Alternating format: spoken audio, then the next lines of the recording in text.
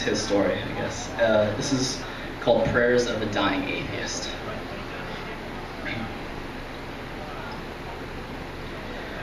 Rounding the corner to room 1406, Jack greets me with a smile that feels like it stretches from the windows to the door.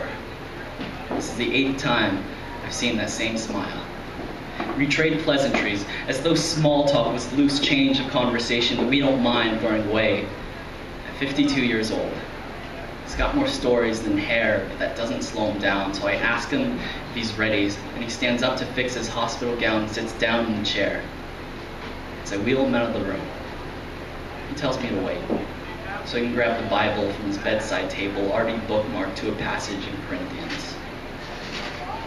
He asks me how my classes are going, and I ask him if chemo is really as bad as everyone makes it out to be. He grins and says, "Let's pray. You never have to find out."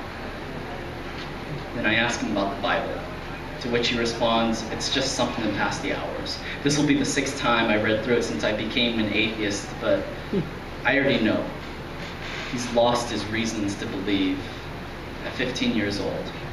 A slippery road and bad breaks had taken both his parents and his faith, so I ask him, how can you read the book of a God that abandoned you so many years ago? What do you get from it? How can you expect anything but rain when you no longer pray?" And he takes a moment, contemplates an answer, smiles and replies, "It's still a good story, even if it's just a fairy tale.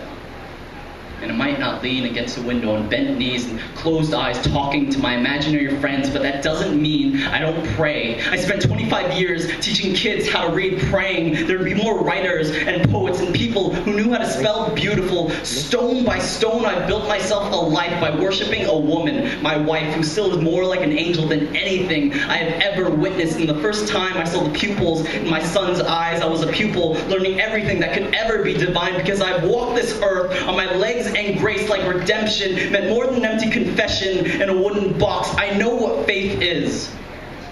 I know that most people pray by asking for guidance from impotent gods, but absolution is something I've had to find for myself. Every step has been sacred. Every breath was a promise from my lungs that I'd build something sublime, a church for everything I find holy, a home, a place my family could call heaven without the need for any gates. This is my saving grace.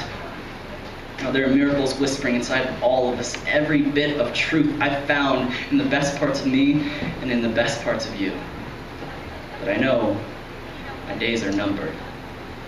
I don't have much time left, so if this is my fate, there's a God out there trying to make me a martyr, then he's already too late, because this, how I've loved and laughed and lived every single day, this is how I have learned to pray.